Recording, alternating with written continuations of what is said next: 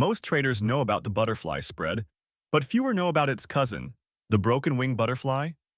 It's a clever variation that lowers cost, shapes your risk, and still works beautifully for range-bound setups. In this video, we'll unbox how it works, why traders use it, and when it makes sense in your playbook. Quick refresher: the standard butterfly. Before we break the wing, let's recap the basics. A long butterfly spread combines two spreads. You buy one option at a lower strike, sell two at a middle strike, and buy one at a higher strike, all with the same expiration. The payoff looks like a tent. Max profit if the stock lands near the middle strike, limited risk on both sides, and a low upfront cost.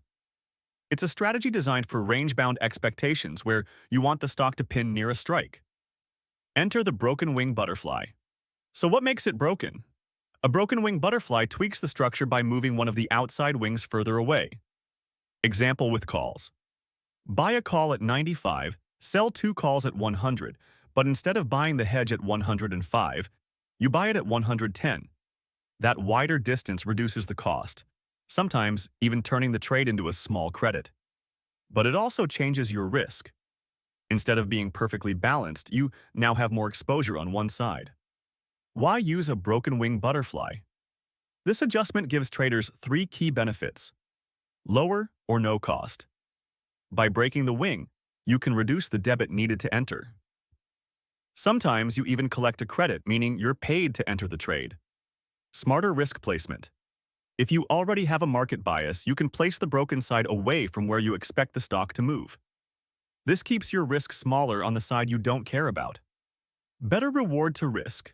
You still get the high payoff if the stock lands near your short strikes, but you're less exposed if you're slightly wrong. In short, it's a way to tilt the butterfly toward your forecast while lowering cost. The trade-offs. Of course, nothing is free. The broken wing butterfly has its trade-offs.